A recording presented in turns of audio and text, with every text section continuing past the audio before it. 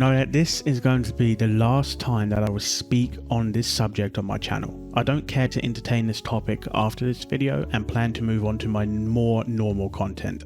Around 2 weeks ago, I made a pseudo-response video to Retortius's video on fairly criticizing DE and Warframe. Now please note that I said fairly, just as most of the constructive criticism has been so far.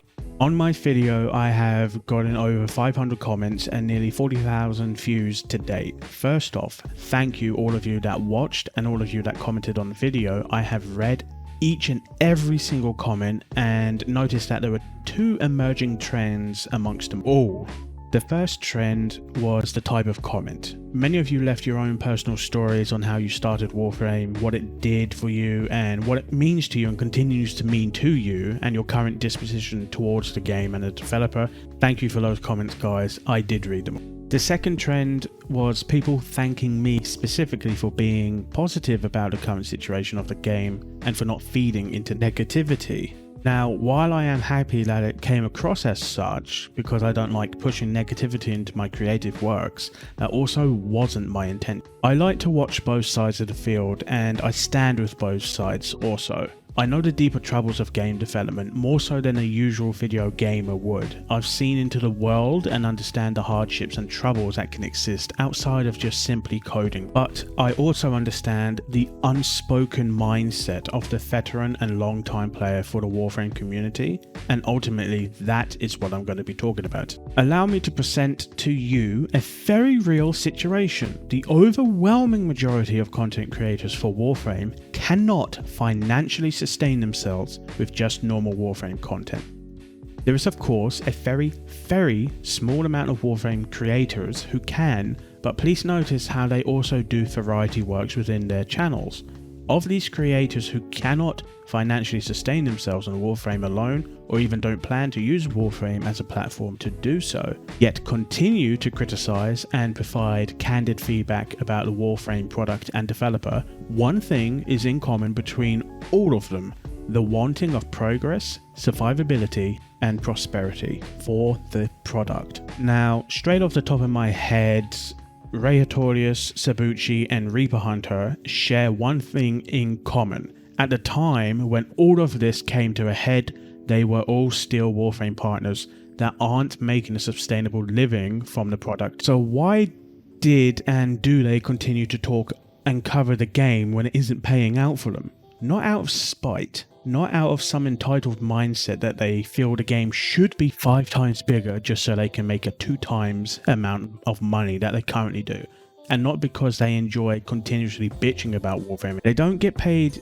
as much or anywhere near as much as they need to live off it, so why do they continue putting in so much time to talk about it? It's the want and desire for the game to evolve.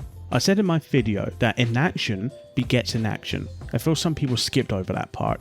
For the trusted Warframe partners to hold their tongue and not provide feedback is to enable the stagnation and decline of the game that they are partnered on. These partners understand this and use their best methods to communicate to the developer, and those best methods are their creative channel outlet. Some people, like Sabucci, rightfully feel as if everything that has been said falls on deaf ears. Now, while a lot does, it is still critical to provide these feedbacks to Digital Extreme. Now, to be fair to Sabucci and other people like him that are in that same scope, it is not their job, these creators, to continue to criticize the game. I firmly believe that literally every single Warframe partner, past and present, is tired of having to cover these subjects and would rather provide creative content and have their communities watch that instead. To believe that these partners and even non-partners who are creators that provide a constant stream of feedback and criticism are simply riding the hate train and want nothing else other than to wildly moan for a hobby is sheer ridiculousness.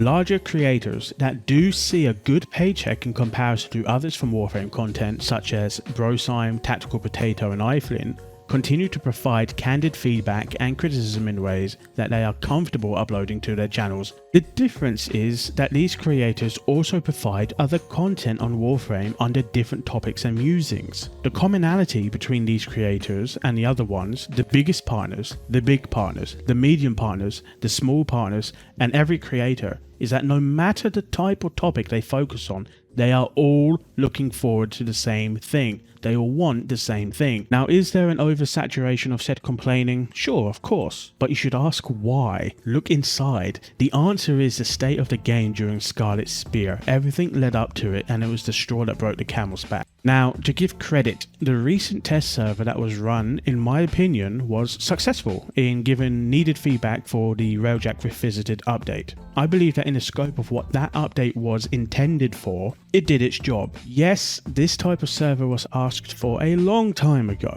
just like the soon coming hard mode, but I believe it is important for a developer to release content based on their own creative thought processes primarily, and then anything else afterwards. Granted, said test server wasn't content, and yes, that should have been a thing that was available much sooner, but it isn't fair to still scold them for having only just done it now. That being said, DE should continue to provide these servers and allow more testers on a time of course. Digital Extremes fully understands that to provide, they must listen. No, they don't always take action, and sometimes when they do, it can take a lot of time before anything happens. But for people to take up the belief that the partners are only invested in the decline of Warframe and are only interested in spending their time complaining is just ridiculous. To criticize what you love is to want to see it flourish, to see it continue to grow. Complacency is a stepping stone of degradation, and no one wants Warframe to stay in that rut. It is important for the community to voice their beliefs, concerns, and have their feedback heard.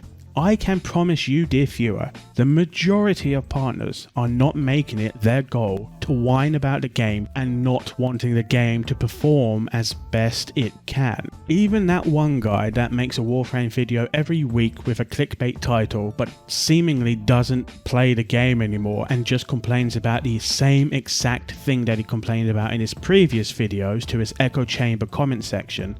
Even he wants the best for Warframe still, he just has a head-ass way of showing it. Another thing to remember is that DE isn't unable to remove partners. Now, aside from the one dude that is seemingly above the law, it is not within DE's interest to keep a partner that does nothing but complain and spread negativity about their product. And yet, none of these partners have been removed, which should tell you something. Everything that these partners have said is heard. A lot of it DE even agrees with. Because these partners haven't been removed yet, that should tell you that their concerns and their feedback is fair. DE understands that constructive criticism and feedback is very much a vital part in game development. It's the only reason why they haven't kicked these partners off that do nothing but complain, because they realize just how important they are to keep around.